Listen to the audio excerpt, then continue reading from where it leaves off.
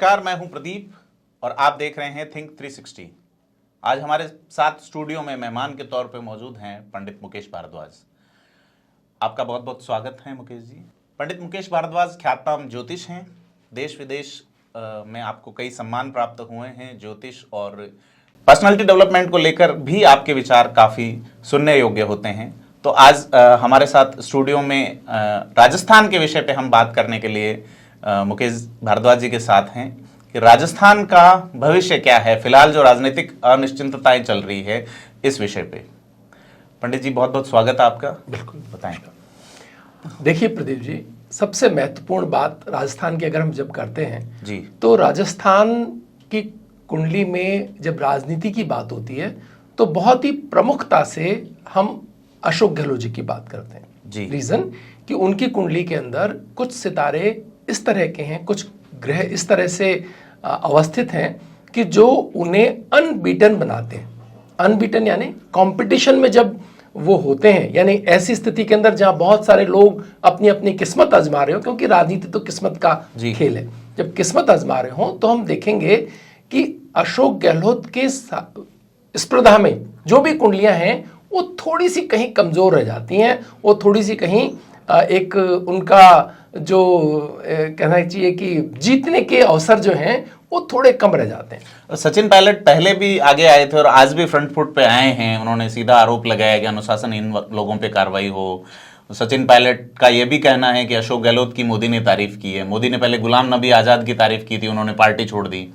तो आपको क्या लगता है, अशोक गहलोत कोई, उनके सितारे क्या कहते हैं कि वो कुछ मूव कर सकते हैं क्या? देखिए, जहां तक ये अभी की आज की स्थिति की बात करें तो हाँ, ये 15 जो अक्टूबर से लेकर के नवंबर पूरा जो है ये एक ऐसा समय है जहां पर सूर्य अपनी नीच राशि में होता है और वो जो सूर्य उच्च का उनकी कुंडली के अंदर है उन्हें वो अनबीटन या कहना चाहिए कि एक तरह से बहुत ही ऊंचे दर्जे का राजयोग बनाता है। तो अभी वो स्थिति जरूर है जहां पर थोड़े आप देख सकते हैं कि उनको सितारों से वो ताकत नहीं मिल रही जो हमेशा मिलती रहती है। तो ये उनका पूरे जीवन काल का, शनि भी अभी सही उसमें नहीं है, तो एक तरह से पूरे जीवन काल के सबसे कमजोर सितारों की ताकत इस समय उनको प्राप्त है अशोक गहलोत जी को। जी।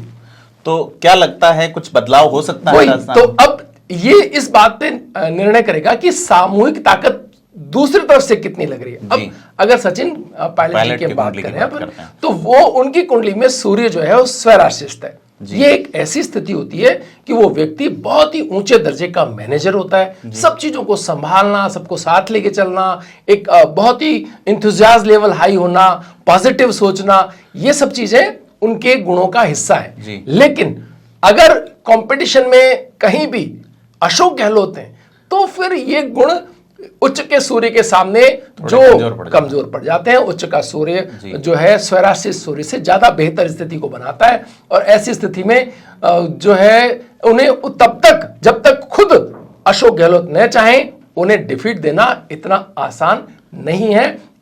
अगर इसमें कहीं बदलाव या जो नए समीकरण की आप बात कर रहे हैं, इन सब पर अगर कोई चीज काम करती है तो ये करती है कि कितना गहरा संकट है। अगर संकट बड़ा है तो हो सकता है कि अशोक गहलोत किसी नई रणनीति के तहत कोई नई योजनाओं के साथ कुछ ऐसा कर बैठे जो लोगों को अचंभित कर दे। तो ऐसा माना जा सकता है कि वो पाला चेंज कर सकते हैं? मतलब नहीं, पाला चेंज की बात नहीं कर रहा मैं, वो कुछ भी कर सकते हैं जी, उसमें ये भी शामिल है। जो आप, ये आपके शब्द हैं, मैं तो ये कह रहा हूं कि वो कुछ भी ऐसा कर सकते हैं जो उन्हें उनको जीतने की तरफ लेके जाता है। मतलब उनको हार बिल्कुल पसंद नहीं है। उनको कोई इस बात से कोई ये करे कि अपनी चतुराई से या किसी प्रकार के गठबंधन से उनको कहीं पीछे धकेल दे, उनके सितारे इस बात को सहज ही नहीं लेते हैं। तो जैसा आप बता रहे हैं भारद्वाज जी कि अशोक गहलोत के सितारे इतने मजबूत हैं और वो अगर मेरी भाषा में कहें कि वो अगर मान लीजिए स्विच होते हैं दूसरी पार्टी की ओर तो अशोक गहलोत वहां प्रभावी होंगे जिस तरह से उनके सितारे हैं उससे? नहीं, मैं इसमें ये कहता हूं कि स्विच होते हैं या नहीं होते हैं ये तो अशोक गहलोत जी का निर्णय होगा, लेकिन वो ऐसी सिचुएशन जरूर ले आएंगे जिसमें उनको इग्नोर करके नहीं आगे बढ़ा जा सकता हो। ये पॉसिबल नहीं है। तो ये टाइमिंग अभी आप बता रहे हैं? ये टाइमिंग जैसे तो नवंबर है एकदम करंट में, तो और अगर इससे आगे की बात करें तो 12 जनवरी के बाद तो फिर वो स्थितियां खत्म हो जाएंगी। आप देखेंगे कि अगर ये स्थिति क्रॉस करके 12 नवंबर अगर अशोक गहलोत सब क्रॉस कर जाते हैं तो फिर उनको छुआ नहीं जा सकेगा। फिर वो उस जोन में चले जाएंगे। उनके सितारों की ताकत जो जुपिटर और सैटर्न दोनों उनको शक्ति देंगे और वो जो आज की स्थिति है उसको वो पूरी तरह से बदल देंगे। जी, तो ये जो बदलाव या कुछ लगता है वो 12 तारीख तक हो सकता है। हमारे यहाँ के दो कद्दावर नेता सचिन पायलट, अशोक गहलोत इस मुद्दे पे जो आमने सामने के खिलाड़ी है, एक गुजरात के प्रभारी हैं अशोक गहलोत जी, सचिन पायलट हिमाचल के प्रभारी। एक साथ लगभग चुनाव हैं, गुजरात में भी घोषणा होनी है। तो अब क्या लगता है कि वहां कौन प्रभावी रहेगा? आप देखेंगे गुजरात के चुनाव में अशोक गहलोत वो करिश्मा दिखाएंगे कि जो आपने कभी सोचा नहीं होगा जी। ये कांग्रेस का एक ऐसा चुनाव होगा अगर पूरी तरह से अशोक गहलोत के हाथ में, क्योंकि हालांकि उनकी स्थिति उतनी बेहतर नहीं है सितारों के अनुसार, मैं पहले ही कह रहा हूं, लेकिन अगर फुल फ्लेजेड उनके पास में चार्ज है, वो अपने मर्जी उनकी पूरी चली वहां पर जैसा कि लग रहा है कि चलेगी, तो अगर चली तो वो चुनाव बहुत दुरूह चुनाव। और इसका आपने थोड़ा सा देखा भी कि अभी जब यहां पर आए नरेंद्र मोदी तो उन्होंने उनको मतलब सीधे कंपटीशन में नहीं रखा, बताया कि हमारे सीनियर हैं, सहयोगी हैं ये, और हम दोनों साथ काम किए। मतलब बहुत तरह से उन्होंने उनको रिकॉग्नाइज किया कि भाई बहुत कठोर अगर कोई कंपटीशन बनता है तो उसमें बहुत ज्यादा कोई वो ना आ जाए, कटुता ना आ जाए, इसका ख्याल रखने की कोशिश की। तो ये वही बात है कि वो समझ रहे हैं उनकी प्रतिभा कि ये वो व्यक्ति है कि अगर पूरी तरह से अगर ये अपने उस पर आए तो निश्चय ही एक कड़ा मुकाबला होगा। राजस्थान की कुंडली क्या कहती है? अगले 2-3 महीनों में, 4 महीनों में क्या मध्यावधि चुनाव या इस तरह का कुछ नजर आता है? देखिए, बहुत महत्वपूर्ण बात है। राजस्थान की कुंडली के अंदर एक और कुंडली है जो बहुत ही ताकतवर कुंडली है। आपने देखा जब भी अशोक गहलोत को रिप्लेस किया तो वसुंधरा राजे सिंधिया ने किया। ऐसी शानदार कुंडली है कि उनको हटाकर जी अगर कोई परिदृश्य राजनीति का देखना चाहे राजस्थान का, इतना आसान नहीं होगा। वो कुंडली फिर दूसरे नंबर की, मतलब मैं वो बराबर की कुंडलियां आप कहें तो भी कोई बड़ी बात नहीं होगी, लेकिन अशोक गहलोत फिर अशोक गहलोत हैं, लेकिन उनके बाद अगर कोई बहुत मजबूत कुंडली इस राजस्थान की है दूसरी तरफ तो वो वसुंधरा राजे सिंधिया की कुंडली है। उनको इग्नोर करके राजस्थान के अंदर दूसरा परिदृश्य पूरा नहीं होता।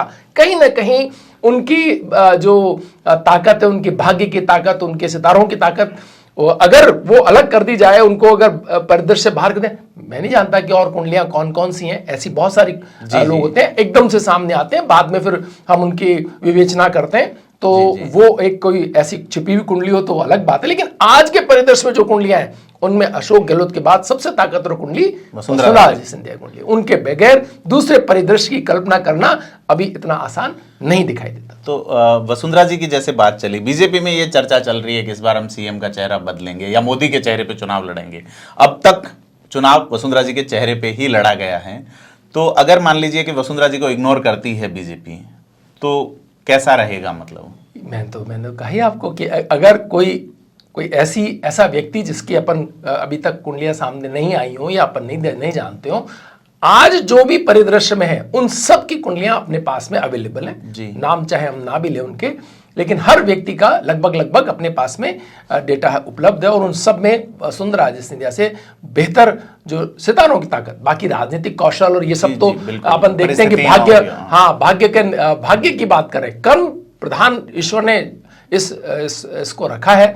आधा जो है आदि शक्ति ही भाग्य की है, आदि शक्ति कर्म की है। 50-50% दोनों के अंक हैं। तो भाग्य की ताकत अगर देखते हैं हम, केवल भाग्य की ताकत, तो वसुंधरा राजे की कुंडलियां, जो अशोक गहलोत जी कुंडलियां, ये जो कुंडलियां हैं ये बहुत ताकतवर कुंडलियां हैं। इनको इग्नोर करके अगर आप कोई परिदृश्य बनाएंगे राजस्थान के तो वो पूर्ण नहीं होगा, कहीं ना कहीं कमी रह जाएगी। बाद में फिर उसमें कुछ दिक्कतें आएंगी, जैसा कि अभी हो रहा है। हम देख रहे हैं कि बीच के अंदर कुछ चीजें बदल रही हैं, कुछ प्रयास किए जा रहे हैं, सत्ता परिवर्तन के प्रयास, तो हर तरह की चीजें फिर उसमें आपको दिखाई देंगी। राजस्थान वाले सवाल पे कि राजस्थान का भाग्य क्या होगा आने वाले 2-3 महीनों में, मतलब बस यही है कि अगर उनको अलग करके आप कुछ सोच रहे हैं तो फिर वो डावाडोल बीच में स्थिति हो सकती है। आप इसको अगर पीछे से देखना चाहें, जब कैंपेन शुरू हुआ था एक जब राहुल गांधी सब पहली बार आए थे यहाँ, तो वो ग्रहण वाला दिन था। मैंने उस दिन भी ये बात कही थी, किसी चैनल पर बैठे थे हम तो बात कर रहे थे कि भाई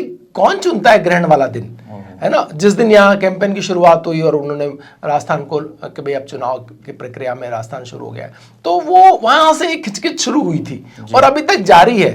1 साल 1.25 साल बचा है अभी चुनाव के अंदर हालांकि, लेकिन फिर भी ये आप देख रहे हैं कि कब सत्ता परिवर्तन होगा, कब सत्ता परिवर्तन, पहले दिन से ये शुरू हो गया था और अभी तक भी ये सवाल इसके जवाब आने बाकी है, मौजूद है अभी। तो यहाँ कहीं ना कहीं ये दिखाई देता है कि बदलाव, जितना दबाव अशोक गहलोत पर होगा, जितना दबाव उनको कंप्रेस किया जाएगा, हो सकता है कि कोई ऐसी चीज निकल कर आ जाए जिसकी अभी हम कल्पना नहीं करते हो, या अभी हम परिदृश्य को देखते हो, अभी हम सोचते हो कि ये नहीं हो सकता या ये ऐसा तो नहीं होने जा रहा है। वो सब हो सकता है जो आप कल्पना कर रहे हैं अगर अशोक गहलोत साहब को आपने कंप्रेस करने की कोशिश की। वो कोई ऑप्शन ऐसा नहीं छोड़ेगा उनका उच्च का सूर्य जो नहीं लिया जा सकता हो। एक और विषय मैं यहां जोड़ना चाहूंगा, अगर इसमें यह होता है कभी जब भी सचिन पायलट मुख्यमंत्री होंगे, आप देखना वो टेन्योर, वो व्यवस्थाओं की दृष्टि से, वो कार्य की दृष्टि से, वो चीजों को संभालने की दृष्टि से एक नया ही युग होगा। जैसा आपने कहा कि उनका सूर्य वो मैनेजर बहुत बढ़िया है और बहुत लोगों की प्रतिभा को पहले समझना और उसको ठीक से काम में लेना और सबकी अपनी अपनी जगहों पर उनको सही तरीके से प्लेस करके उनसे उनका अच्छा निकलवा लेने की जो उनकी दक्षता है वो अद्भुत है। उनकी सौम्यता, उनका काम करने का तरीका, सबको अपनी जो ऊर्जा है वो दूसरों में देकर दूसरों से बेहतर करवा लेना, ये उनका एक खास अंदाज है जो स्वराशित सूर्य का अंदाज है। जैसे आपने कहा कि अगर वो सीएम बनते, तो इस अगर जो शब्द है इस पे कितना चांस बनता है? मैंने अगर से में कहा जब कभी भी हम उनके पावर को जब डिलीवर होते हुए देखेंगे तो देखेंगे कि वो उसको इतनी सहज तरीके से डिलीवर होगी कि आपको लगेगा नहीं कि कोई आपके साथ में कोई ऐसा पावरफुल व्यक्ति खड़ा है, क्या सीएम खड़ा है, आपको लगेगा कि हमें मतलब ये बिल्कुल सहज इसी तरह से होना चाहिए और इसी तरह से किया जाना चाहिए। तो उतनी सहजता से वो करते हुए आपको दिखाई देंगे। ये बात बिल्कुल सही है। हम सब ये इस सवाल का जवाब पाने की प्रतीक्षा में, लेकिन समस्या वही है कि उनके सामने जो व्यक्ति हैं, उनके सामने जो कुंडलियां हैं, भाग्य की जो ताकत है वो, क्योंकि मैं तो एक एस्ट्रोलॉजर ही हूं तो मुझे तो उसी तक सीमित रहना चाहिए कि भाई ग्रहों की ताकत पे बात करते हुए, पॉलिटिशियन नहीं हूं मैं। तो वहां वो कहीं ना कहीं इन कुंडलियों के उसमें भाग्य की ताकत में कहीं उलझे हुए आज जरूर हो सकते हैं, लेकिन कल जब वो उनकी कुंडली उस या उनके सितारे जब प्रबल होंगे तो उन्हें ये अवसर देंगे, ईश्वर देंगे। तो जब तब की बात कर रहे हैं, तब वो डिलीवर होगा जो आप अभी जिसकी जो हर कोई कल्पना करता है कि ऐसा होना चाहिए, वैसा होता दिखाई देगा। तो बहुत बहुत धन्यवाद। ये थे पंडित मुकेश भारद्वाज हमारे साथ, ख्यातनाम ज्योतिष और वास्तुशास्त्री। हम वास्तु और ज्योतिष से जुड़े हुए विषयों पर लगातार आपसे रूबरू होते रहेंगे। हमारे साथ बातचीत करने के लिए बहुत बहुत धन्यवाद।